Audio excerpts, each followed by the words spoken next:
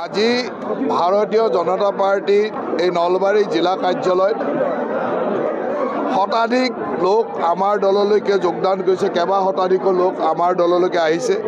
বীৰ লাচিত সেনা, কংগ্ৰেছ দল বা অন্যান্য বিভিন্ন সংগঠনৰ পৰা কেইবা শতাধিক লোক আমাৰ দললৈ আহিছে। আমি সকলোকে স্বাগতম জনাইছোঁ আৰু আশা ৰাখিছোঁ তেখেতসকলৰ যোগদানে আমাৰ দলটোক শক্তিশালী কৰিব। আমাৰ দলটোৰ আদৰ্শৰ লগত একাত্ম হৈ মাননীয় মুখ্যমন্ত্ৰী ডাঙৰীয়াৰ বিকাশ, উন্নয়ন আৰু সুৰক্ষাৰ প্ৰতি সমৰ্থন জনাই আজি অজস্ৰ লোক আমাৰ দলৰ মজিয়ালৈ আহিছে।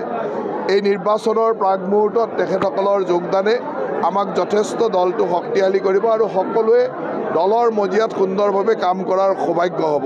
মই সকলোকে আমাৰ দললৈ স্বাগতম জনোৱাৰ লগতে সকলোৱে যাতে আগন্তুক দিনসমূহত আমাৰ দলৰ আদৰ্শৰ লগত একেলগে কাম কৰি আগন্তুক নিৰ্বাচনতো তেওঁলোকে যথেষ্ট সক্ৰিয়তাৰে কাম কৰি দলটোক আগবঢ়াই নিয়ে, তাকে আহ্বান জনাইছোঁ। বীৰ লাচিত সেনাৰ সমগ্ৰ নলবাৰী জিলা সমিতিখনে বা নলবাৰী জিলাৰ যিমান সদস্য আছিল সকলো একেলগে আজি আমাৰ দলত যোগদান কৰিছে আৰু বিশেষকৈ কংগ্ৰেছ দল, অসম জাতীয় পৰিষদকে আদি কৰি কেইবাটাও ৰাজনৈতিক দলৰো বহুকেইজন সক্ৰিয় সদস্য, বহুত বিষয়বাবত থকা সদস্য আৰু কেইবাজনো প্ৰাক্তন নিৰ্বাচিত প্ৰতিনিধি, পঞ্চায়তৰ সভাপতিকে আদি কৰি প্ৰাক্তন নিৰ্বাচিত প্ৰতিনিধিও আজি আমাৰ দললৈকে যোগদান কৰিছে। আজমলৰ আজিৰ মন্তব্য নহয়, আজমল বুলি আমি যাক কওঁ, আজমল এটা প্ৰতীক, এইটো মোগলৰ প্ৰতীক আৰু এই মোগলসকলে, আগ্ৰাসীসকলে এনেকৈ আমাক ভাঙি চিঙি টুকুৰা কৰিবৰ কাৰণে চেষ্টা কৰি আছে।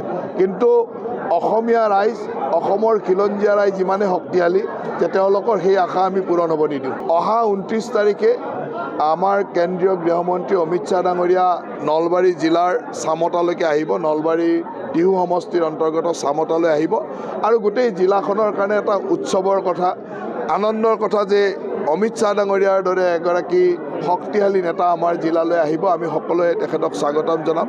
নিৰ্বাচনী প্ৰচাৰ চলাব।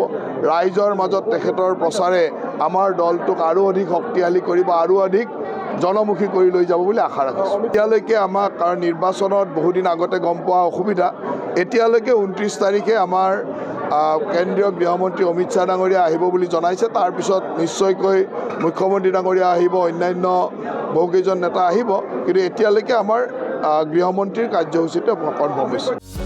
যিকোনো খবৰৰ বাবে যোগাযোগ কৰক আমাৰ এই নম্বৰত 9181 307 221।